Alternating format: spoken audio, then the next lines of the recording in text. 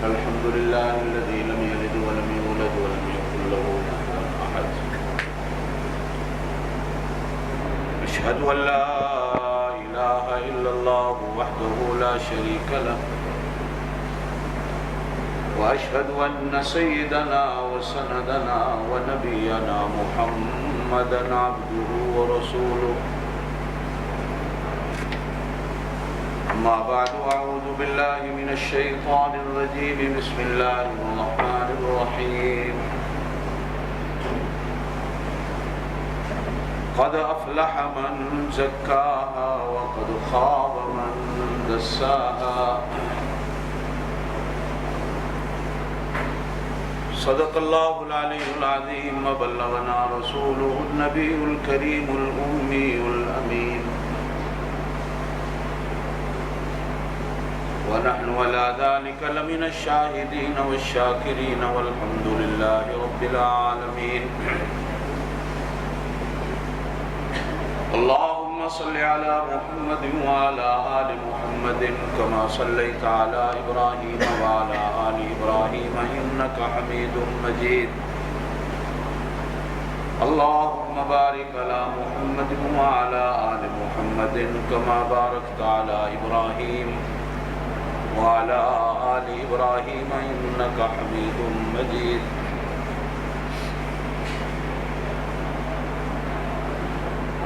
خوشی کے موقع پر کلمہ گو مسلمان کو مبارکباد دینا یہ بھی سنت ہے.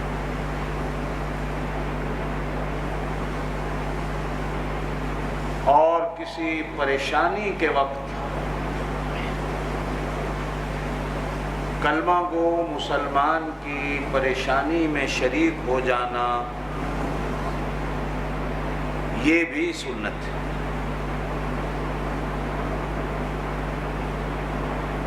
کلمہ گو مسلمان کی خوشی میں شریک ہونا، اس کو مبارکباد کہہ دینا، اس کی خوشی کو دگنا کر دیتا، ڈبل کر دیتا. آپ صلی اللہ علیہ وسلم نے ارشاد فرمایا کہ مسلمان کو جب خوش ہو کے ملتا ہے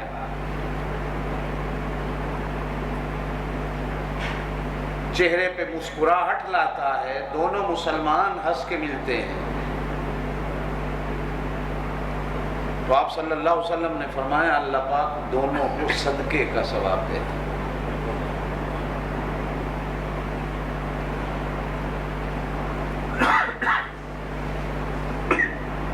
آگے ہمارے ہاں مبارکباد کے طریقے اپنے اپنے، اور غم میں پریشانی میں شریک ہو کر افسوس کرنے کے طریقے بھی اپنے اپنے.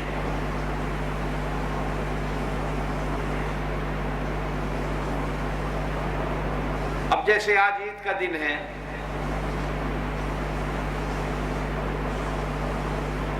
مسلمان اپنے دلوں کو صاف کر کے ایک دوسرے کو ملتا ہے، اور یہ جو ہم ایک دوسرے کو سینے سے سینہ لگا کر اور 3 بار ملتے ہیں، آیا یہ بھی حضور کی سنت میں ہے؟ یا مسلمان کو صرف ایک ہاتھ سے مصافحہ کر دینا یہ بھی سنت میں ہے؟ اور سب سے بڑی بات یہ ہے کہ حضور صلی اللہ علیہ وسلم سے عید والے دن صحابہ کرام رضوان اللہ علیہم اجمعین کس طرح مبارکباد دیتے اور کس طرح حضور صلی اللہ علیہ وسلم سے مبارکباد لیتے. اور آپ صلی اللہ علیہ وسلم کسی کی خوشی میں شریک ہوتے تو کیا ہوتا، اور آپ صلی اللہ علیہ وسلم کسی کی غمی میں شریک ہوتے تو کیا ہوتا.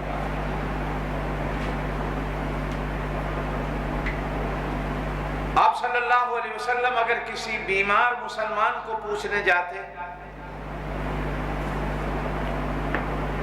تو آپ صلی اللہ علیہ وسلم ایک ہاتھ اس کا اپنے ہاتھ میں لے کر اور دوسرا اپنا ہاتھ آپ صلی اللہ علیہ وسلم اس کے ماتھے پہ رکھ کے اس کو دعا دیتے. یہ آپ صلی اللہ علیہ وسلم کی مریض کی عیادت کا طریقہ تھا. بے شک آپ صلی اللہ علیہ وسلم نے فرمایا کہ جتنی دیر مریض کے پاس بیٹھو گے یوں سمجھو کہ میں جنت کے باغوں میں بیٹھا ہوں. لیکن اس کے باوجود ارشادات ملتے ہیں کہ مریض کو، بیمار کو زیادہ تکلیف نہ ہو. اگر ڈاکٹر نے بولنا منع کر رکھا ہے تو ڈاکٹر کی ہدایت پہ عمل کرو. یہ نہیں کہ میں صرف جنت کے باغوں میں بیٹھا ہوں تو اب میں مریض کو اتنا پریشان کر دوں. نہیں، مریض کی عیادت مختصر تاکہ اس کو ذرا بھی کسی قسم کی پریشانی اور تکلیف نہ ہو. آپ صلی اللہ علیہ وسلم نے سینکڑوں صحابہ کرام کی موت کے بعد تعزیت کی، افسوس کیا. سنت ہے آپ صلی اللہ علیہ وسلم کی.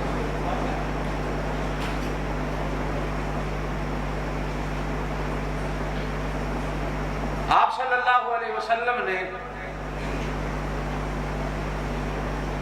مرنے والوں کے ورثاء کو انا للہ و انا الیہ راجعون کہہ کر بھی افسوس کیا. ورثاء کا ہاتھ پکڑ کر آپ صلی اللہ علیہ وسلم نے مرنے والے کے لیے اپنی زبان مبارک سے مغفرت اور بخشش کے الفاظ بھی نکالے. یہ جو ہمارے ہاں ایک رواج ہے کہ آگے ہاتھ اٹھاؤ جی دعا کریں، آپ صلی اللہ علیہ وسلم کے ہوتے یہ رواج نہیں تھا.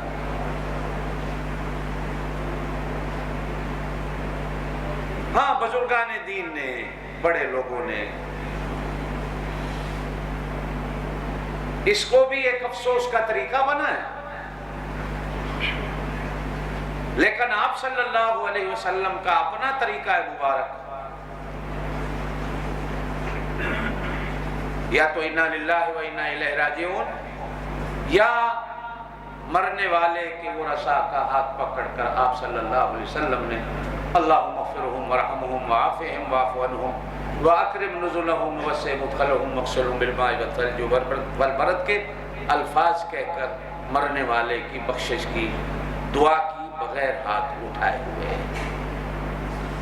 وہ وقت بڑا اچھا تھا، مسلمان اچھے تھے، ایک دوسرے کے بارے میں دل بڑے صاف ہوتے تھے لوگوں کے. یہ کوئی کسی کو گلہ نہیں کرتا تھا کہ ہمارا فلاں بندہ اس دنیا سے رخصت ہوا تم افسوس کرنے نہیں آئے، بلکہ ہر کوئی جانتا تھا کہ اس نے مسجد میں بیٹھ کر مرنے والے کی بخشش کی دعا کر دی. ہر مسلمان دوسرے کے بارے میں اچھا گمان رکھتا. اور صحابہ کرام کا طریقہ بھی یہی تھا کہ جب کسی کے مرنے کی دعا میں خبر ملی، مسجد کا رخ کیا، 2 رکعت نفل پڑھے، اللہ اس مرنے والے کی روح کو ثواب دے دے. قرآن پڑھا، یا اللہ مرنے والے کی روح کو اس کا ثواب دے. حضرت ابن عباس رضی اللہ عنہما حضور پاک صلی اللہ علیہ وسلم کے چچا حضرت عباس کے بیٹے ہیں. ان کا اپنا طریقہ حدیث میں ملتا ہے. سکے بھائی کے موت کی خبر ملی، اونٹ پہ کہیں جا رہے ہیں، اونٹ سے اترے، 2 رکعت نفل پڑھی، اللہ میرے بھائی کی روح کو اس کا ثواب دے دے. پھر اونٹنی میں بیٹھ کر سوار ہو کر چل دیے. یعنی یہ اہتمام جو ہوتا تھا اس طرح کا جس طرح ہمارے یہاں ہے، آپ صلی اللہ علیہ وسلم کی زندگی میں یہ اہتمام نہیں ملتا ہے. ہاں، اتنا ضرور ہوتا تھا کہ 3 دن تک عزیز و اقارب، رشتہ دار، جاننے والے پہچاننے والے مرنے والے کی موت کا افسوس کرنے آتے تھے، افسوس کرتے تھے، اور بغیر ہاتھ اٹھائے دعا زبان سے کر دی جاتی تھی. کوئی نہیں بھی آتا تھا تو اعتراضات نہیں ہوتے تھے کہ ہمارے ہاں دعا کرنے نہیں آیا. اسی طرح جب خوشی کا موقع آتا تو آپ صلی اللہ علیہ وسلم نے شادیوں میں بھی شرکت کی. لوگوں کے گھروں میں بچے ہوئے، آپ صلی اللہ علیہ وسلم نے بچوں کے کانوں میں اذانیں بھی کہیں. آپ صلی اللہ علیہ وسلم نے ان کو مبارکباد بھی دی، عید کی نمازیں آئیں، عید کے دن آئے، آپ صلی اللہ علیہ وسلم کو صحابہ کرام نے عید مبارک کی، حضور صلی اللہ علیہ وسلم نے عید مبارک کی۔ طریقہ کار کیا ہوتا تھا آپ صلی اللہ علیہ وسلم؟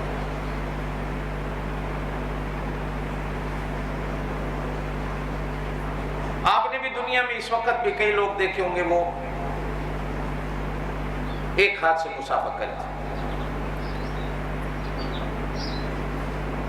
اور اگر کوئی ان سے کہے کہ صاحب دو ہاتھوں سے مصافحہ کر لیں تو وہ کہتے ہیں یہ سنت کی خلاف ہے، سنت یہ ہے کہ ایک ہاتھ سے مصافحہ کیا، اور فٹ اس پر بخاری کی حدیث پیش کرتے ہیں کہ بخاری شریف میں حدیث آتی ہے کہ آپ صلی اللہ علیہ وسلم ایک ہاتھ سے ملتے تھے۔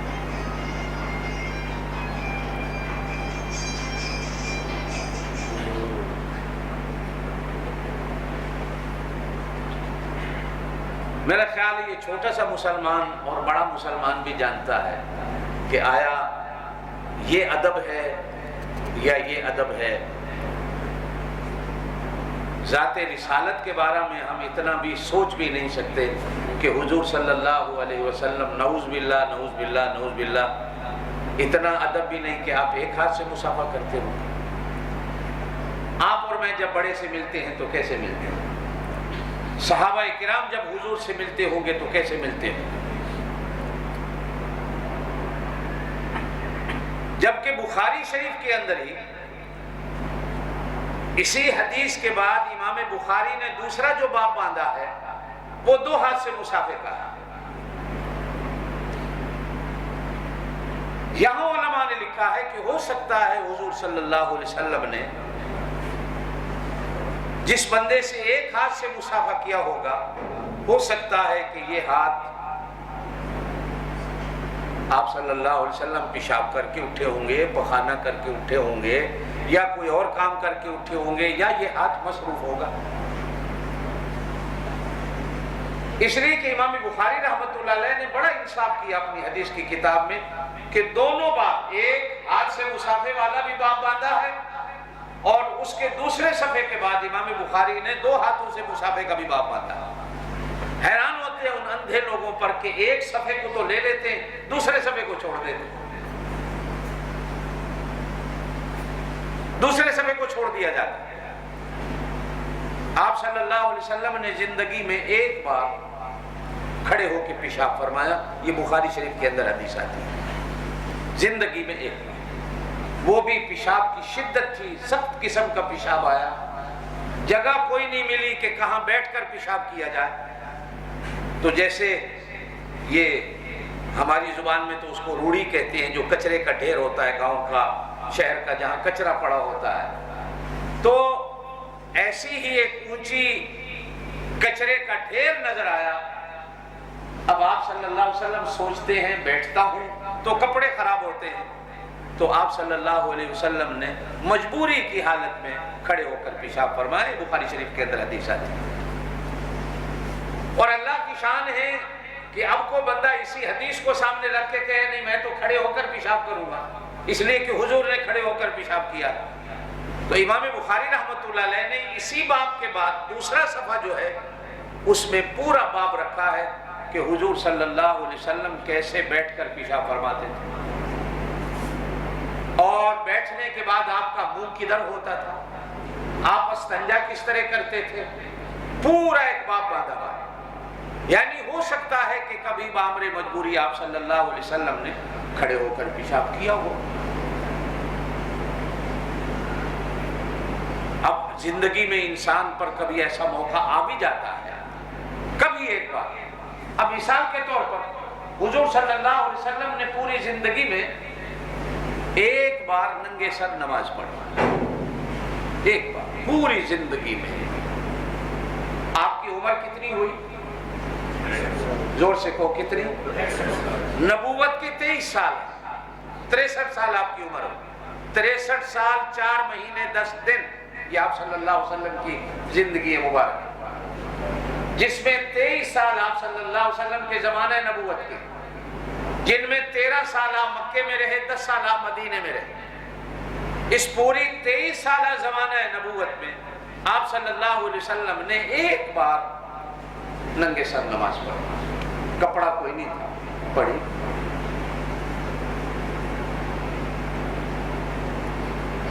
जिससे मसला निकलता है कि अगर कभी मजबूरी आ गई, कपड़ा न हो, एक आध बार बंदा पढ़ सकता है, लेकिन इसको आदत नहीं बनानी। अब हमने तो कितने ऐसे लोग देखे, कपड़ा होता भी है, टोपी होती भी है, पगड़ी होती भी है, नमाज को आते हैं, उतार के फेंक देते हैं, ऐसे खड़े हो जाते हैं। ओ भाई, इसे क्यों उतार के फेंका? बुखारी में हदीस आती है, हुजूर ने नंगे सर नमाज पढ़ी।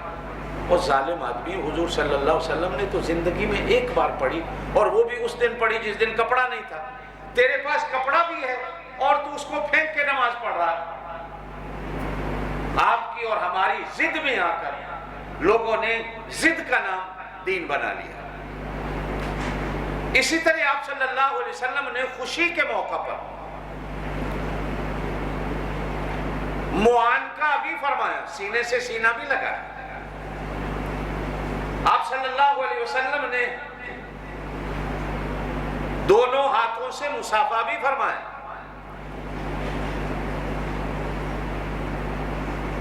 आया ये जो 3 बार हम मिलते हैं ईद वाले दिन, क्या कभी हुजूर सल्लल्लाहु अलैहि वसल्लम भी 3-3 बार इस तरह सीने से सीना मिलाया? मुहद्दिसीन ने लिखा है, जिंदगी में 1-2 मौके ऐसे सहाबा किराम ने देखे हैं। बड़े खुशकिस्मत वो सहाबा थे कि जिनके साथ आप सल्लल्लाहु अलैहि वसल्लम ने 3 बार सीने से सीना मिलाया। हदीस मिलती, लेकिन 1 आध बार 2 बार, हमेशा नहीं। जिस पर उलमाए किराम ने लिखा कि ईद वाले दिन इसे आदत ना बनाए कि मैं जब तक 3 बार सीने से सीना नहीं मिलाऊंगा मेरी ईद नहीं होगी।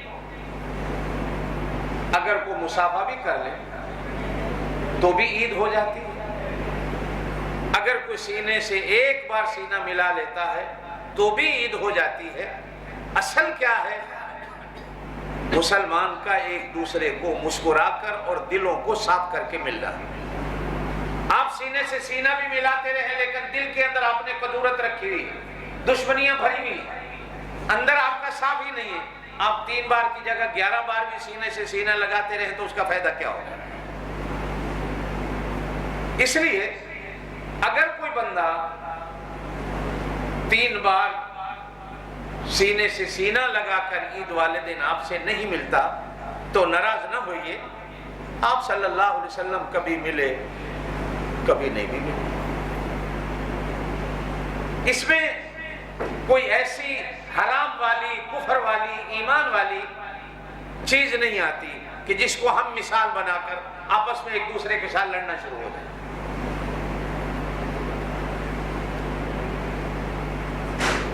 ईद वाले दिन आप सल्लल्लाहु अलैहि वसल्लम ने मीठा खाया भी और मीठा खिलाया भी।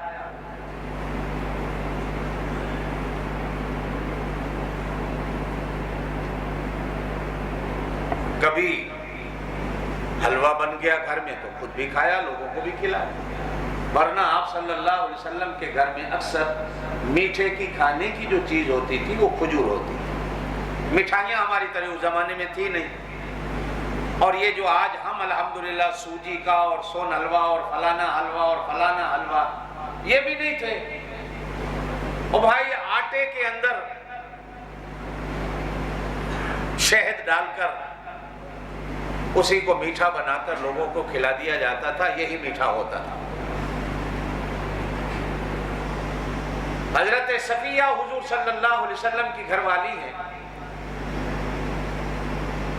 खैबर की यहूदी सरदार की बेटी थी। जंगे खैबर वाले दिन कैदिया बन के आई, सरदार की बेटी थी, नवाब की बेटी थी। आप सल्लल्लाहु अलैहि वसल्लम ने उन्हें इख्तियार दिया, वो कलमा पढ़ के मुसलमान हो गई। हुजूर ने उनसे निकाह फरमाया। जब निकाह फरमाया तो आप सल्लल्लाहु अलैहि वसल्लम ने वलीमा फरमाया।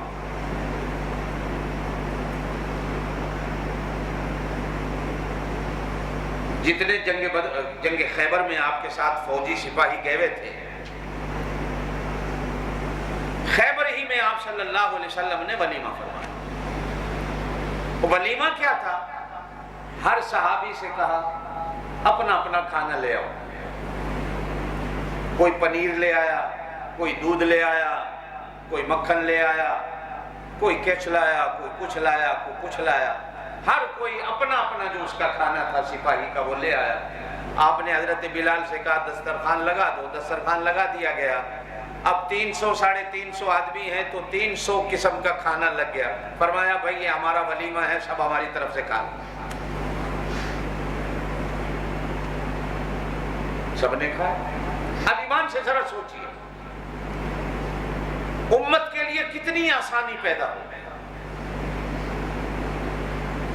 اب اللہ نے اگر کسی کو طاقت دی ہے تو وہ ولیمہ کرے، لیکن اگر اللہ نے کسی کو طاقت نہیں دی، بجائے اس کے کہ میں ادھار لے کے کرتا پھروں، میں آپ صلی اللہ علیہ وسلم کی سنت پہ عمل کر لوں کہ ہر رشتہ دار سے کہوں اپنے گھر سے کھانا پکا کے لے آؤ اور سارے مل کر بیٹھ کر کھا لیں گے، یہ ولیمہ ہو جائے۔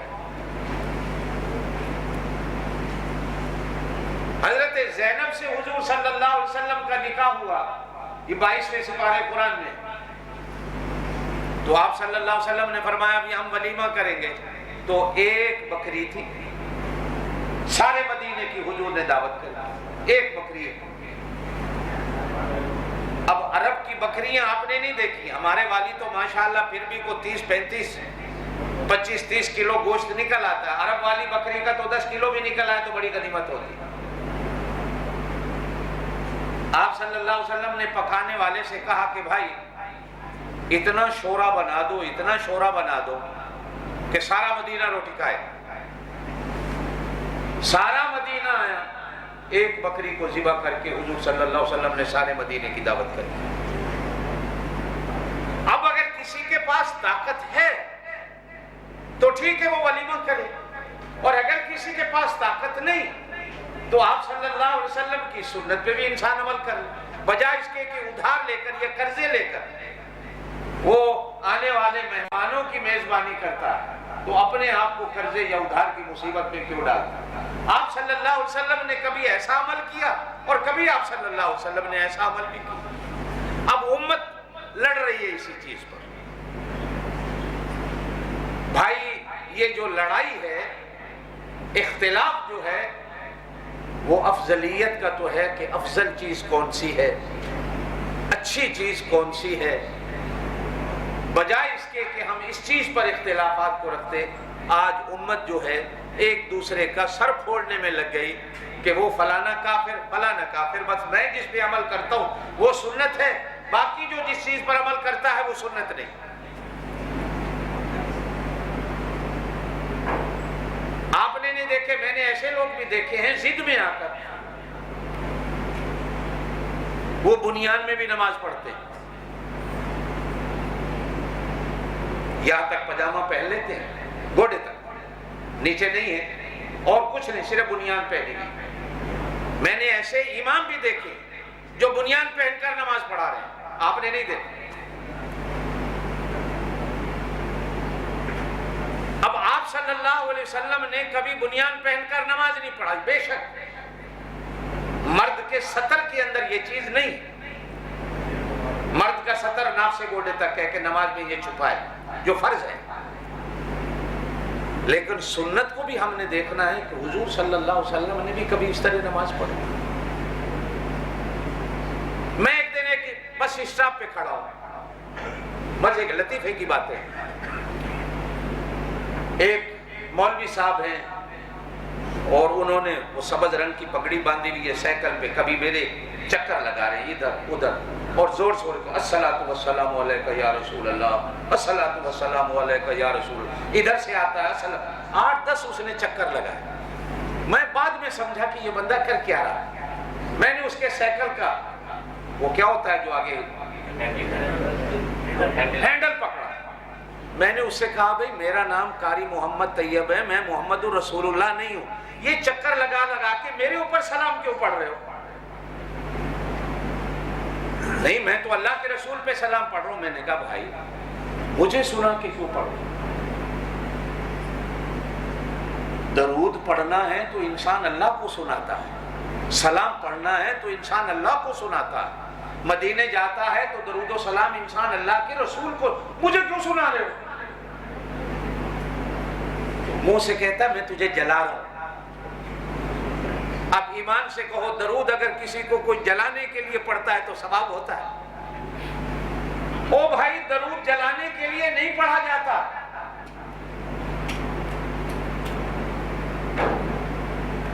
آپ 4 رکعت کی نماز پڑھ رہے ہو، توجہ سے سمجھ رہے ہیں، آپ نے دوسری رکعت کا تحیات اشہد ان محمد عبدہ و رسولہ کہہ کر تیسری رکعت کے لیے کھڑا ہونا ہے، ٹھیک ہے؟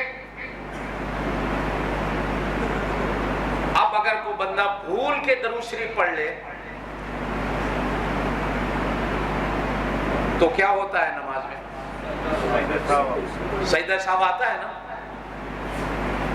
اب میں آپ سے کہوں سجدہ سہو آ گیا، آپ کہیں صاحب کیوں آیا؟ میں نے تو اللہ کے نبی پہ درود پڑھا، تو درود پڑھنا کوئی غلط ہے؟ بھائی جو مرضی کہو سجدہ سہو آ گیا، کیوں آیا؟ شریعت کہتی ہے کہ درود ایک ایسی عبادت ہے جو غلطی سے نہیں پڑھنا، وہ سمجھ کر پڑھنا ہے، اس لیے کہ درود ایمان کی نشانی ہے، حضور صلی اللہ علیہ وسلم سے محبت کی نشانی ہے، نہ تو وہ انسان کسی کو جلانے کے لیے پڑھتا، اور پھر بھلا میں کیوں درود و سلام سے جلوں گا؟ یہ آج تک ہمیں سمجھ نہیں آئی۔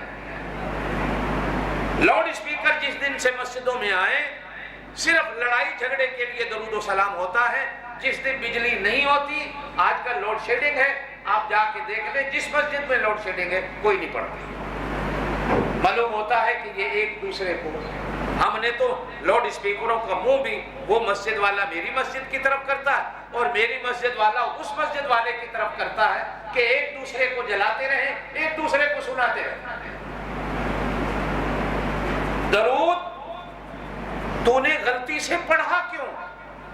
درود ہوش سے پڑھا جاتا ہے، عقل سے پڑھا جاتا ہے، یہ محبت کی نشانی ہے، یہ ایمان کی نشانی ہے۔ اللہ کا بندہ تیرے سے درود پڑھنے میں غلطی کیوں ہو گئی؟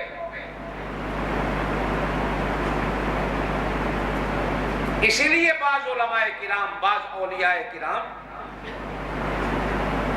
قرآن کی طرح حضور صلی اللہ علیہ وسلم پر درود بھی بے وضو نہیں پڑھتے تھے۔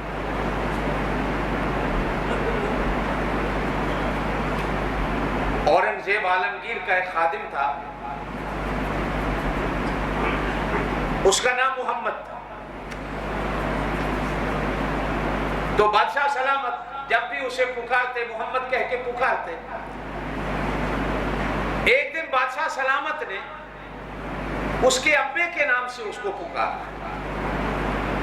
تو وہ بڑا حیران ہوا، وہ سمجھا کہ آج بادشاہ سلامت ناراض ہو گئے، مجھ سے کوئی غلطی ہو گئی، اس لیے کہ بادشاہوں کی راضی ہونے کا ناراض ہونے کا پتہ کوئی نہیں ہوتا، یہ کب راضی ہو گئے کب ناراض ہو۔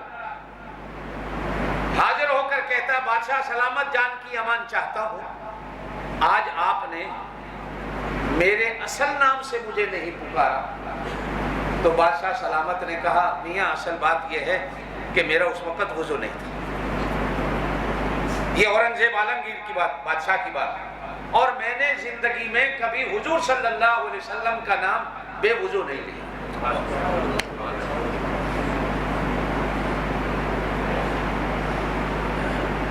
یہ ہندوستان کا بادشاہ تھا، مغلیہ خاندان کا، جو ٹوپیاں ہاتھ سے سی کر بازار میں بیچ کر روٹی کھاتا تھا، اور جن دنوں میں ٹوپی کا کام نہیں ملا دکانداروں سے تو بادشاہ سلامت اپنے ہاتھوں سے قرآن لکھ کر بازار میں وہ بیچ کر روٹی کھاتے تھے۔ خزانے سے اتنے بڑے بادشاہ نے روٹی نہیں کھائی۔ یہ ہمارے بادشاہ اور ہیں، وہ کچھ اور تھے۔ اتنا بڑا مغل بادشاہ کہ جو ٹوپی بیچ کر ہاتھوں سے سی کر بازار میں بیچ کر اپنا پیٹ پالتے تھے۔ وہ حضور صلی اللہ علیہ وسلم کا نام بھی اتنا بڑا بادشاہ بے وضو نہیں لیتا۔ میرے دوستو، میں کبھی کبھی سوچتا ہوں، شاید پہلے بھی میں نے آپ سے کہا ہو، ہمیں حکم ہے کہ قرآن پڑھنے کے لیے وضو کرنا، نماز پڑھنے کے لیے وضو کرنا، حج پہ جانے کے لیے غسل اور وضو کرنا ہے۔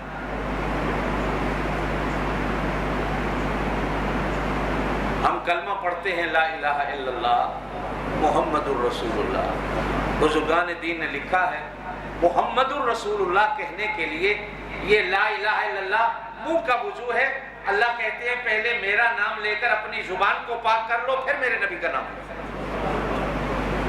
گویا کہ لا الہ الا اللہ یہ میری زبان کا وضو ہے، میں اپنی زبان کو پاک کرتا ہوں، پھر کہتا ہوں محمد الرسول اللہ۔ اب میری زبان پاک ہو گئی، میں حضور کا نام۔ یہ حضور صلی اللہ علیہ وسلم کی ذات کو بھی مسلمان نے مذاق بنا رکھا۔ آج اس پر بھی ہمارے کفر کے فتوے ہیں، وہ یا رسول اللہ نہیں کہتا، وہ یا محمد نہیں کہتا، وہ یہ نہیں کہتا، وہ یہ نہیں۔ ارے اللہ کے بندو، جو حضور لائے ہیں اس پہ عمل کرو، جو حضور کہہ گئے اس پہ عمل کرو، حضور کی سنتوں کے مطابق زندگی گزارنے کی کوشش کرو۔ ان باتوں میں کیوں لڑتے ہو؟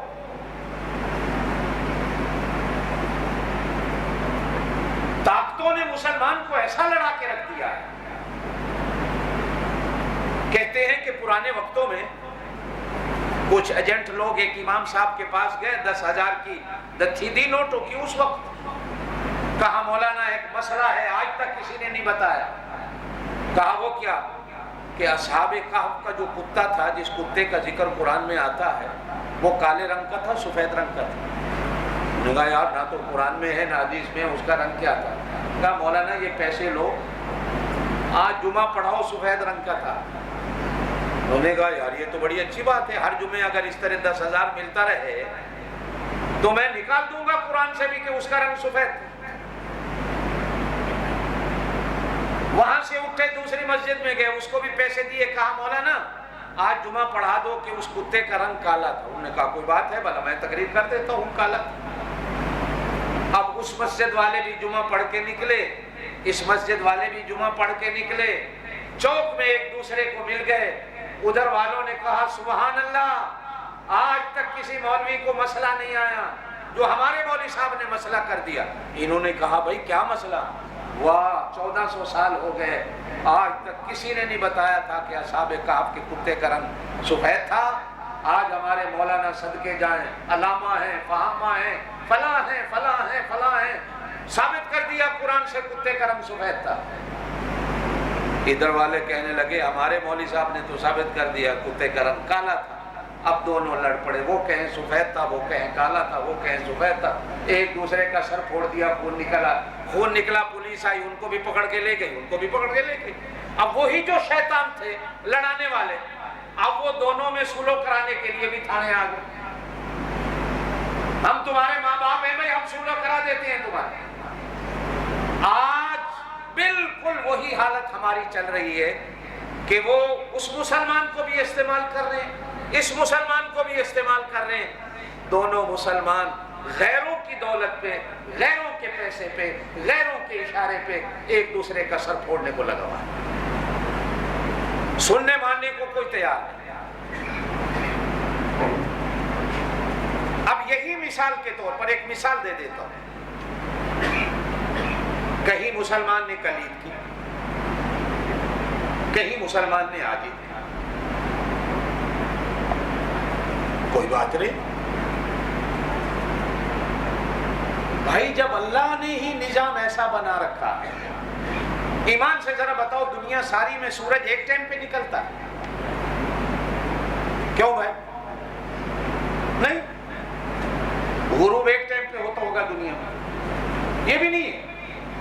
غروب بھی ایک ٹائم پہ نہیں ہو، طلوع بھی ایک ٹائم پہ نہیں ہو۔ کیوں نہیں ہو؟ لڑو مرو ایک ٹائم پہ نکالو۔ ساری دنیا کا مسلمان کہے میں فجر کی نماز ایک وقت پہ پڑھوں گا، ہو سکتا ہے؟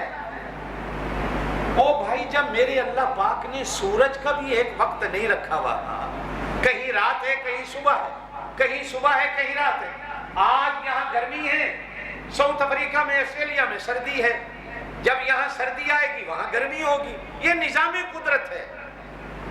جب سورج کا ایک ٹائم نہیں ہو سکتا تو ایمان سے اللہ نے، آپ جس ملک میں رہتے ہو پڑھے لکھے لوگوں کا ملک ہے، ڈالروں کا ملک ہے، پیسہ کماتے ہو، کیا آپ اتنا نہیں کہ جب اللہ پاک نے سورج کا ٹائم ایک نہیں رکھا تو آپ ڈنڈے سے اللہ پاک سے منوانا چاہتے ہو کہ چاند اللہ ایک دن کر دو؟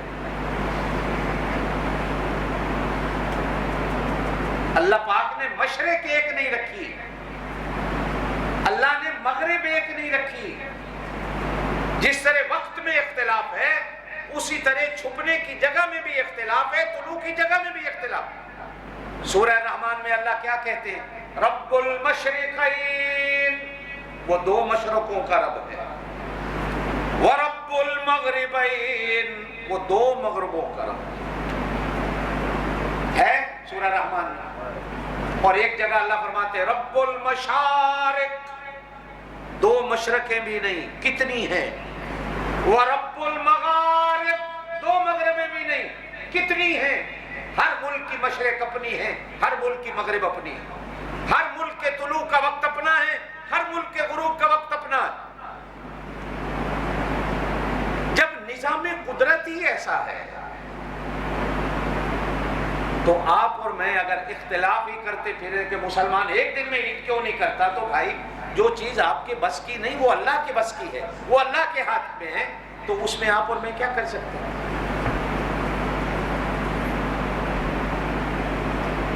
بلکہ میرا تو خیال ہے کہ اللہ کی منشا یہی ہے کہ صرف ایک دن میں میرے نام کی تکبیر اللہ اکبر نہ پڑھی جائے، دنیا میں 2-3 دن لگاتار میرے نام کی تکبیر پڑھی جائے. آج یہاں والے کہیں اللہ اکبر لا الہ الا اللہ اللہ اکبر وللہ الحمد. کل اس ملک والے کہیں اللہ اکبر لا الہ الا اللہ اللہ اکبر وللہ الحمد. اللہ یوں چاہتا ہے کہ جس ملک میں میرے نام لینے والے تھوڑے ہیں، زیادہ نہیں ہیں، وہ 2 دن میرا نام لیں، تاکہ غیر مسلم بھی میرا نام 2 دن سن کر کہ مسلمان اللہ کی کبریائی کو بیان کر رہا ہے، وہ بھی حیرت میں آ جائے کہ مسلمانوں کو کیا ہو گیا. لیکن ہم چونکہ سارے ان پڑھ ہیں، آج آ کے ہمارے اوپر آ کر لڑائی ہو جاتی ہے، جی مولوی 29 پہ عید نہیں ہونے دیتے. ایک بات میں آپ سے پوچھوں، اچھا چلو 29 پہ عید ہو جاتی، ہمارا کو نقصان تھا؟ یا آج 30 پہ ہو گئی تو ہمارا کو فائدہ ہوا؟ آپ میں سے کتنے بیٹھے ہو جنہوں نے کہا جی میں قاری صاحب کو $1000 عیدی دے آئے ہوں، اگر کل ہوتی تو آپ مجھے نہ دیتے، آج ہو گیا تو آپ نے مجھے $1000 عیدی دے دی ہے؟ کوئی جو کہے کہ میں نہیں دی دی ہے؟ میں سوچوں میرا فائدہ ہوا ہے. بھائی اللہ پاک کل کر دیتے، ہم کل کر لیتے، اللہ پاک نے آج کر دی، ہم نے آج کر لی، اس میں ہمارا فائدہ نقصان کیا ہے؟ پہلی بات تو سوچنے کی ہے. اور دوسری بات یہ ہمیشہ سوچنا، دیکھو آپ لوگوں کا روزہ ہمارے کندھوں پہ ہے، میں نے بھی قیامت کے دن خدا کو جواب دینا ہے. اگر میں نے آپ کا روزہ توڑوا دیا یا کھا گیا تو قیامت کے دن میں پورا کر سکتا ہوں؟ مفتی صاحب پورا کر سکتے؟ کوئی ہے جو پورا کر لے؟ او بھائی ہم نے بھی مرنا ہے، ہم نے بھی 4 گز زمین میں جانا ہے، اللہ کو جواب دینا ہے. ذرا ڈیروں پہ دکانوں پہ بیٹھ کر سوچ کر اپنی منہ سے یہ الفاظ نکالے کرو کہ مولویوں نے روزہ فالتو کرا دیتا. چاند اللہ کا ہے، میرا نہیں ہے. لالا میرا ہے یا اللہ کا ہے؟ چاند مفتی صاحب کا ہے یا اللہ کا ہے؟ او بھائی نہ کسی مولوی کا نہیں، نہ پاکستان والوں کا بھی نہیں. دنیا میں سب سے پہلے فجر جو ہے وہ فیجی لینڈ میں ہوتی ہے، آسٹریلیا سے آگے. ساری دنیا سونے کی تیاریاں کر رہی ہوتی ہے، وہاں فجر شروع ہو جاتی ہے. وہاں فجر ختم ہوتی ہے، 2 منٹ نہیں گزرتے آسٹریلیا میں اذانیں شروع ہو جاتی ہیں. آسٹریلیا میں اذانیں ختم ہوتی ہیں، نیوزی لینڈ میں شروع ہو جاتی ہیں. نیوزی لینڈ میں اذانیں ختم ہوتی ہیں، انڈونیشیا میں شروع ہو جاتی ہیں، انڈونیشیا میں ختم ہوتی ہیں، ملیشیا سنگاپور میں شروع ہو جاتی ہیں، ملیشیا سنگاپور میں ختم ہوتی ہیں، تھائی لینڈ میں آ جاتی ہیں، کمبوڈیا میں آ جاتی ہیں، ویتنام میں آ جاتی ہیں، وہاں ختم ہوتی ہیں، ہانگ کانگ اور چائنا والے شروع ہو جاتے ہیں، یہاں ختم ہوتی ہیں، بنگلہ دیش برما والے شروع ہو جاتے ہیں، وہاں ختم ہوتی ہیں، انڈیا میں شروع ہو جاتی ہے، انڈیا میں ختم ہوتی ہے اذان، پاکستان میں شروع ہو جاتی ہے، پاکستان میں ختم ہوتی ہے، ایران اور افغانستان میں شروع ہو جاتی ہے، افغانستان اور ایران میں ختم ہوتی ہے، عراق اور ترکی میں شروع ہو جاتی ہے، عراق اور ترکی میں ختم ہوتی ہے تو سعودی عرب میں آ جاتی ہے، اردن میں آ جاتی ہے، یہاں ختم ہوتی ہے مصر چلی جاتی ہے، مصر ختم ہوتی ہے ڈنمارک، ناروے، سویڈن میں چلی جاتی ہے، وہاں ختم ہوتی ہے امریکہ چلی جاتی ہے، امریکہ ختم ہوتی ہے انگلینڈ میں چلی جاتی ہے، ختم ہوتی ہے کینیڈا میں آخری اذان ہو رہی ہوتی ہے، ادھر فجر پھر شروع ہو جاتی ہے۔ اللہ یوں چاہتا ہے کہ 24 گھنٹے میں میرا نام چلتا رہے اور 24 گھنٹے میں امت میرے نبی کا نام لیتی رہے، ایک منٹ بھی 24 گھنٹے میں خالی نہیں جب پوری دنیا میں کہیں نہ کہیں اذان نہ ہو رہی۔ اب میں کہوں کہ صاحب ساری دنیا میں ایک ٹائم اذان ہو اور اللہ چاہے کہ 24 گھنٹے اذان ہوتی رہے، وہ اللہ کی چاہت ہوگی یا ہماری چاہت ہوگی؟ 25-26 سال ہو گئے یہی بات سمجھاتے، لیکن دکھ ہوتا ہے کہ آج تک وہ ہمارا نمازی جو ہماری ساتھ پہلی صف میں بیٹھتا اس کو بھی آج تک ہمارے ایمان کا پتہ نہیں چلا، وہ بھی یہی کہتا ہے جی مولوی ہیں ایک روزہ فالتو کرا دیتے۔ دکھ اس وقت ہوتا ہے جب پہلی صف میں بیٹھنے والا ایک بندہ کبھی نہیں آیا، وہ کرتا رہے کوئی بات نہیں، داڑھی رکھتا ہے، نماز پڑھتا ہے، ٹوپی پہنتا ہے، اور وہ یہاں سے باہر نکل کے مولویاں ظلم کر دیتا ہے جی ایک روزہ فالتو کرا دے، مر گئے ہو ایک روزہ فالتو رکھے،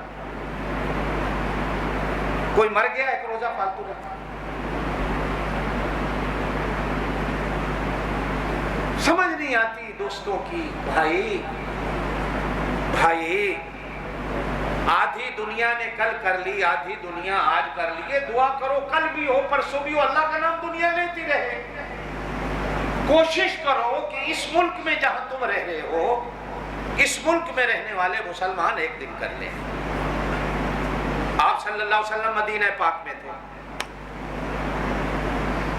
مسلمان مکے میں بھی تھے، جب مکہ فتح ہو گیا کچھ ادھر رہ گئے مدینے چلے گئے، مدینے والوں نے عید کا چاند نہیں دیکھا، مدینے والوں نے عید کا چاند نہیں دیکھا، مکے والوں نے دیکھ لیا۔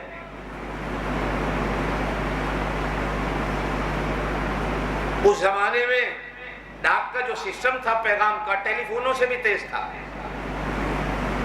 آپ صلی اللہ علیہ وسلم کو رات کو خبر مل گئی مکے والوں نے چاند دیکھ لیا، مدینے میں نظر نہیں آیا۔ آپ صلی اللہ علیہ وسلم نے مکے والوں کو پیغام بھیجا تم لوگ عید کر لو، ہم مدینے والے جب تک چاند نہیں دیکھیں گے ہم نہیں کریں گے، تم کر لو تم نے دیکھ لیا۔ اب مکے مدینے کا کتنا فاصلہ ہے؟ 400-450 کلومیٹر کا۔ مکے میں عید ہو گئی مدینے میں نہیں ہوئی، نہ مکے والوں نے کہا وہ بے ایمان ہو گئے، نہ مدینے والوں نے کہا وہ بے ایمان ہو گئے، ہائے ہم سے پہلے عید کر لی، نہ انہوں نے کہا کہ ہم کے بعد کر لی۔ یہ کیوں ہو گیا؟ بھائی ایک دن کرتے، اللہ کے نبی موجود تھے، کوئی اختلاف نہیں ہوا، آدھوں نے آج کر لی آدھوں نے کل کر لی، جی بسم اللہ، اللہ کی رضا پہ راضی۔ حالانکہ اس وقت مکہ اور مدینہ یہ نہیں تھا کہ مکے پہ کافروں کی حکومت تھی، بلکہ یوں کہیں کہ سرکار دو عالم صلی اللہ علیہ وسلم کی مکے میں بھی سلطنت تھی، مدینے میں بھی، دونوں جگہ آپ کی تھی، لیکن ایک سلطنت میں آپ صلی اللہ علیہ وسلم نے ایک جگہ عید کرا لی دوسری جگہ نہیں کرائی۔ یہ صرف علمی باتیں ہیں، وہ عالم لوگ جانتے ہیں، آپ حضرات اور ہم لوگ چونکہ نہیں واقف ہوتے ہیں، اس لیے میرے دوستو یہ چھوٹی چھوٹی باتوں کو اپنے ایمان کو ضائع کرنے کے لیے زیادہ نہیں کیا کرو، ایمان انسان کا مر جاتا ہے کہ بھائی یہ کیا ہو گیا، بھائی جو اللہ کو منظور تھا وہ ہو گیا، بات ختم۔ مسئلہ غلط ہوئی صحیح ہوئی، میں نے اس دن بھی کہا تھا، یہاں بھی کہا تھا کہ آپ صلی اللہ علیہ وسلم کا ایک اتنا کھلا کھرا فرمان ملتا ہے، آپ کو بھی سنا دیتا ہوں، ہمیشہ یاد رکھنا، آپ کو کام آئے گا۔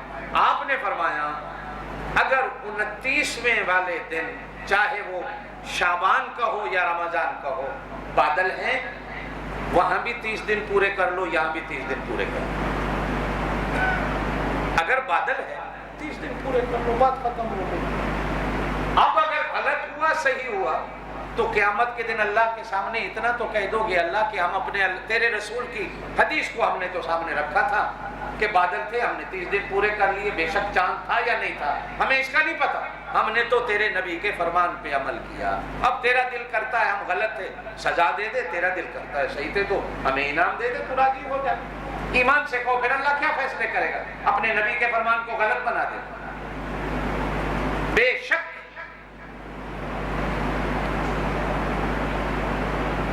اسلامی قوانین میں ایک شک ملتی ہے، اور کئی دفعہ ہم نے پہلے اسے بھی استعمال کیا ایک دو دفعہ، کہ اگر کسی قریبی مسلمان کنٹری میں جہاں کا اور ان کا ہمارا ٹائم ایک ہو تو اگر عید کر لی جائے اس میں کوئی حرج نہیں، لیکن یہ اس وقت ہوتا ہے، یہ علمی بات ہے، میں آپ سے کرنا نہیں چاہتا تھا لیکن میں کر دیتا، کہ جب چاند کی ایج اتنی ہو، دو چیزیں ہوتی ہیں، ایک چاند کی برتھ ڈے ہوتی ہے، برتھ کا ٹائم ہوتا ہے، ایک چاند کی ایج ہوتی ہے، کہ چاند صبح کل رات کو کتنے بجے نکلا تھا۔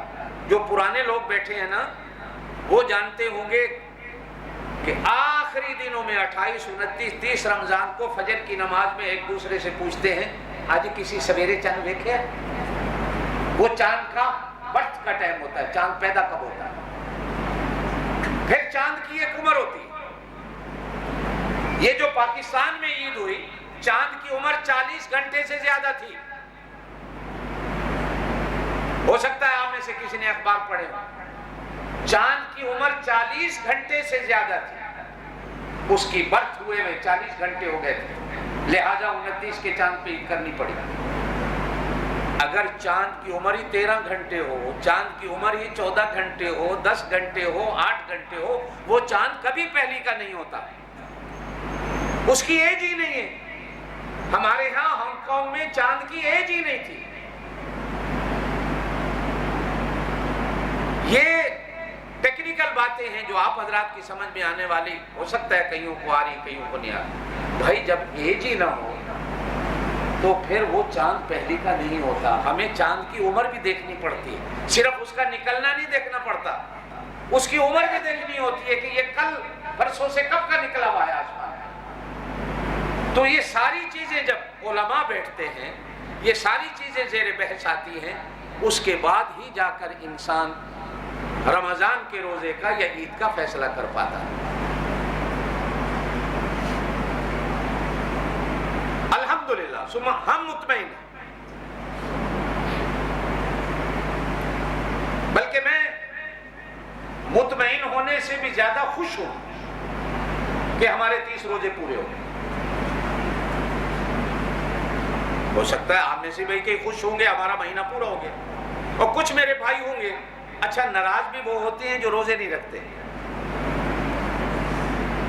ناراض بھی وہ ہوتے ہیں جو روزے نہیں رکھتے۔ جو روزہ رکھتا ہے وہ تو دعا کرتا ہے کہ اللہ میرا مہینہ پورا ہو جائے، روزے دار خوش ہوتا ہے، اور اللہ کی شان ہے، میرا تو تجربہ ہے زندگی کا، آپ کا بھی ہوگا، عید والے دن عید پڑھنے جتنے لوگ آتے ہیں نا، میں ان کا ماتھا دیکھ کر جان جاتا ہوں یہ روزے والا ہے یا یہ بغیر روزے کے۔ روزے والے کا چہرہ بتاتا اس نے روزے رکھے، اس کو اللہ کے مہمان کے جانے کا ایک افسوس ہوتا، اور پھر رمضان کا نور اس کے ماتھے میں نظر آتا،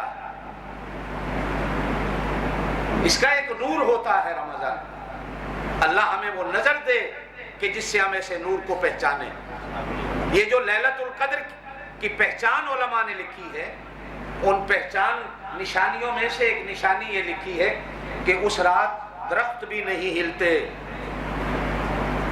اس رات درخت بھی ذکر میں لگے ہوئے ہوتے ہیں، وہ بھی سجدے میں پڑے رہتے ہیں، کوئی چیز ہلتی بھی نہیں نظر آتی، ہر چیز سجدہ ریز ہوتی ہے۔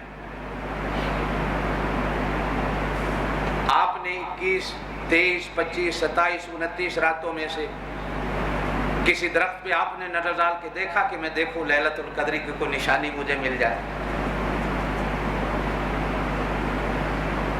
روزے دار بندے کا چہرہ عید کے دن بتاتا ہے کہ یہ بندہ مہینہ بھر روزے رکھتا رہا، اور بے نماز اور بے روز والے آدمی کا بھی چہرہ بتا دیتا ہے کہ یہ بیچارہ یا تو ایک روزے والا ہے یا ایک روزے والا بھی نہیں ہے، اور جو بغیر روزے کے رہا وہ باتیں کرتا ہے، اس کو زیادہ شوق ہوتا ہے اپنے آپ کو دکھانے کا کہ صاحب مجھے دیکھو۔ میرے ساتھ پرسوں ایک بندہ لڑ پڑا، بڑی بدتمیزی کی اس نے۔ شام کے 6 بجے کہتا ہے کہ میری بیوی کا فلپین سے فون آیا، وہاں 6 بجے سورج غروب ہو گیا ہے اور وہاں روزہ ہے، عید ہے۔ میں نے کہا یار دنیا میں کون سا ملک ہے جہاں 6 بجے آج کل سورج غروب ہوتا ہے؟ یہ Philippines, Malaysia, Indonesia, Hong Kong, China, یہاں تو 7 بجے کے بعد ہم روزہ پڑھتے، یہ 6 بجے کون سا ملک؟ وہ گرم ہو پڑا، تینوں زیادہ پتہ ہے، پھر وہ تینوں پہ آ گیا، پھر وہ تجھے بھی اس نے چھوڑ دیا، اپنے آپ کو سمجھتا کی تو زیادہ شریعت کو جانتا ہوں۔ اور میری بیوی نے مجھے فون کیا فلپین سے، وہاں 6 بجے اعلان ہو گیا عید کا، اور میں نے کہا بھائی لڑ نہیں، پر مجھے یہ بتا بھی 6 بجے سورج غروب ہو جاتا ہے، عید کا اعلان تو سورج کے غروب ہو۔ میری بیوی نے فون کیا، جو اس کے منہ میں آیا بکواس میں آگے چل دیا، پیچھے جو وہ شروع رہا، لوگوں کو بھی اکٹھا کر لیا۔ یہ اپنے آپ کو جانتا کیا ہے، یہ اپنے آپ کو سمجھتا کیا ہے، میرے سے بات نہیں کر سکا، دیکھو اب چپ کر کے چل دیا، دلیل ہی کوئی نہیں اس کے پاس۔ اور میری بیوی نے مجھے فون کیا، میں نے کہا یار یہ ہے۔ میرے ساتھ ٹرسٹی کے چیئرمین صاحب تھے، انہوں نے میرا ہاتھ پکڑا کہ قاری صاحب کیا بے وقوف کے متھے لگے، یار یہ پتہ نہیں بندہ کون سا ہے، یہ شاید آج آپ سے کو لڑنے آیا تھا۔ تو میں نے بھی آگے ہنس کے کہا، میں نے کہا ہو سکتا ہے کسی نے پڑھا کے بھیجا ہو بھی آج قاری صاحب آئیں گے یہاں کو، جاؤ تماشا ایک دکھا دو۔ او بھائی 6 بجے بھی کسی نے عید کا اعلان کیا، کیوں ہمارا سر کھاتے ہو؟ یعنی ہم لوگ اچھا روزے کے چاند پہ نہیں لڑتے، کبھی کسی نے آ کے نہیں کہا یہ فلاں ملک میں روزہ ہو گیا آپ کیوں نہیں رکھتے، فلپین میں روزہ ہو گیا، ملیشیا میں آپ کیوں نہیں رکھتے؟ عید جب آتی ہے قاری صاحب یہ کوئی بات ہے، ملیشیا میں ہو گیا ہے آپ کیوں نہیں کرتے؟ وہ ہمارے بزرگ ایک لطیفہ سنایا کرتے تھے کہ ہم مغرب کی نماز پڑھ کے مسجد میں بیٹھے تھے تو ایک آدمی آیا، ابھی رمضان کا چاند تھا، کہ استاد جی چاند نظر آ گیا۔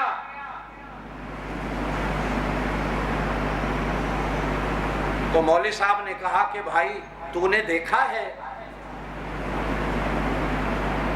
کہ جی نہیں فلاں بندہ بات کر رہا تھا۔ مولوی صاحب نے کہا اس کو لے آ، گواہی لے لے۔ تو سامنے لے آ کر کہنے لگا اے تیری 4 اکھاں نے، ہمیں نظر نہیں آیا تجھے نظر آ گیا، چل جا گھر۔ استاد جی ایسے جھوٹ بولتا ہے، شکل ہی بتا رہی ہے جھوٹ والا ہے۔ چلے گئے، اب عید کا چاند آیا، وہی بندہ پھر آیا، استاد جی چاند نظر آ گیا ہے، عید کا اعلان کرو۔ وہ کہا بھائی کس نے دیکھا؟ کہ جی فلاں بندے نے دیکھا۔ کہا لے آؤ۔ اب وہی بندہ آ گیا، تو کہتا استاد جی یہ مسلمان ہے، اس کو جھوٹ بولنے کی کیا ضرورت ہے؟ روزے کے چاند پہ اس کو کہہ رہا تھا تیری 4 آنکھیں ہیں، ہمیں نظر نہیں آیا تجھے نظر۔ جب عید کا مسئلہ آیا تو کہنے لگا استاد جی یہ مسلمان ہے، اس کو جھوٹ بولنے کی کیا ضرورت تھی؟ ہو گیا ہوگا، مسلمان ہے جھوٹ نہیں بولتا۔ دیکھو بھائی رمضان کا چاند ایک بندہ بھی اگر کہے میں نے دیکھا ہے، شریعت کہتی ہے مان لو، لیکن عید کا چاند جب تک ایک پوری جماعت نہ کہے ہم نے چاند دیکھا ہے، اس وقت تک عید نہیں ہوتی۔ پھر عید کے چاند کے لیے جو بندہ گواہی دے رہا ہے، دیکھو یہ نمازی ہے، یہ اللہ کا خوف رکھنے والا ہے، اللہ سے ڈرنے والا ہے، جوا کھیلنے والا تو نہیں، شراب پینے والا تو نہیں، بے نمازی تو نہیں، اس نے روزے رکھے کہ نہیں، اللہ سے ڈرتا ہے کہ نہیں؟ ڈرتے ہیں یہ جتنے آئے ہیں، اب ان کی گواہی قبول کر کے عید کا اعلان کرو۔ روزہ اتنی بڑی ذمہ داری ہے کہ اللہ نہ کرے اگر ہم نے عید کر دی، روزہ تھا، مولوی صاحب نے اعلان کر دیا، تو قیامت کے دن مولوی صاحب پکڑے کھڑے ہوں گے، آپ تو چھوٹ جائیں گے، یہ روزہ آپ کا مولوی صاحب کے کندھے پہ ہوگا۔ اللہ کہے گا صاحب یہ جو گواہی دینے آیا تھا، اس سے پوچھا تھا، دیکھا تھا یہ کون ہے؟ عیسائی آ کے گواہی دے دیتا۔ آپ کے پاکستان میں جو عیسائی ہیں ان کا یہ مائیکل والا نام نہیں ہوتا، ان کے آپ والے نام ہوتے ہیں، خلیل مسیح ہے، خالد ہے، طارق ہے۔ پاکستان میں عیسائیوں کے نام یہ ہیں، مرزائیوں کے نام بھی یہی ہیں۔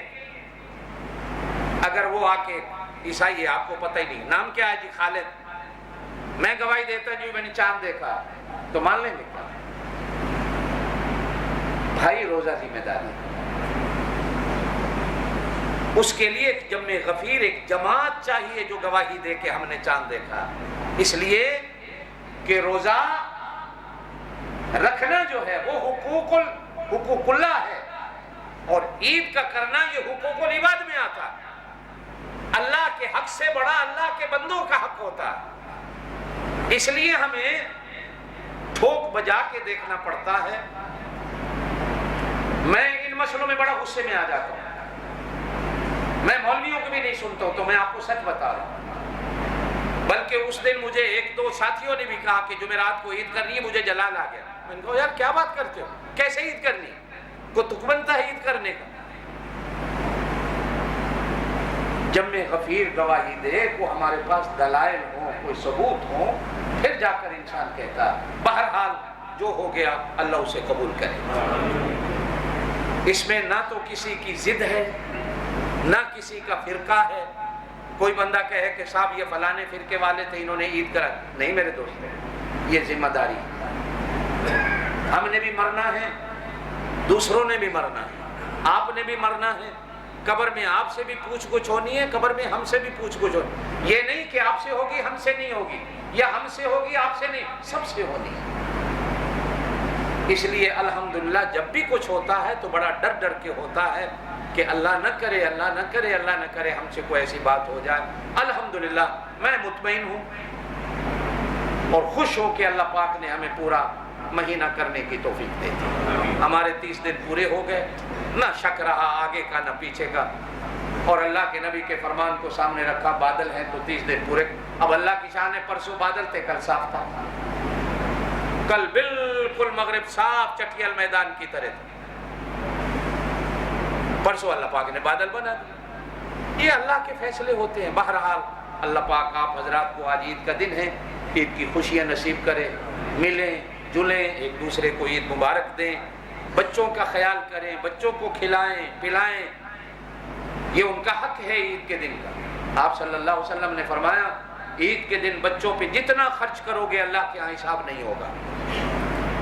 بیویاں ہیں آپ کی حلال کی، ہاتھ باندھ کے، میرے دوستوں ناراض نہیں ہونا، میں آپ کا خیر خواہ ہوں۔ حرام کے پیچھے عید والے دن نوجوانوں گھوم رہے ہو، حلال کی بیویاں تمہارے گھر بیٹھی ہیں، ان کو تم پوچھتے ہی نہیں ہو۔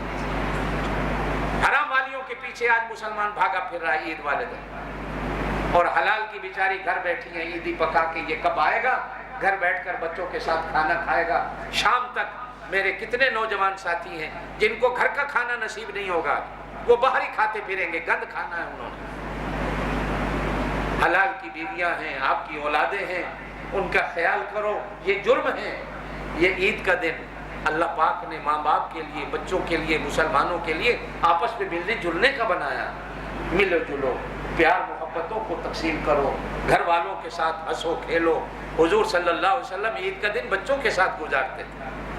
آپ اپنی بیٹیوں کے گھروں میں تشریف لے جاتے تھے، آپ اپنی بیویوں کے، سب بیویوں کے حجروں میں تشریف لے جاتے تھے، سب کے پاس عصر کی نماز کے بعد گھنٹہ گھنٹہ بیٹھا جاتا تھا، آدھا آدھا گھنٹہ، 20 منٹ، 10 جتنا ٹائم ہوتا آپ ایک ایک کے حجرے میں تشریف لے جا کر بیٹھتے۔ عید کا دن ہے، ہر ایک کی خیر و عافیت پوچھی جائے اور ہر ایک کی ضرورت کو پورا کیا جائے۔ میرے دوستو، یہ بڑی ذمہ داری کا دن ہوتا ہے۔ صرف یہ نہیں کہ اچھے کپڑے پہن لیے، اچھا کھا لیا، عید کا دن گزر گیا۔ ہم نے رمضان المبارک کیسے گزارا، وقت کی پابندیاں کی، نماز کی پابندی کی، قرآن کی تلاوت کی پابندی کی، ذکر و اذکار کی پابندی کی۔ جمعے کا وقت ہے، دل میں اللہ سے نیت کر لیں، اللہ عید کے بعد بھی اسی طرح 5 وقت کی نماز کی توفیق دے، اپنے گھر میں اسی طرح آنے کی توفیق دے۔ صرف نماز رمضان کے لیے فرض نہیں ہے، وہ تو ہمیشہ کے لیے۔ دیکھا جاتا ہے کہ آج عید کے بعد کوئی نمازی 2 آئیں گے، 3 آئیں گے، کوئی آئے گا ہی نہیں۔ رمضان میں مسجدیں بھری ہوتی ہیں، رمضان کے بعد ویران ہو جاتی ہیں۔ آپ جتنے ساتھی ہیں دعا کریں اللہ سے، اللہ توفیق دے، عید کے آج کے دن کے بعد بھی اسی طرح اللہ کے گھر میں آتے رہیں۔ سبحان ربک رب العزت عما یصفون وسلام علی المرسلین والحمد للہ رب العالمین۔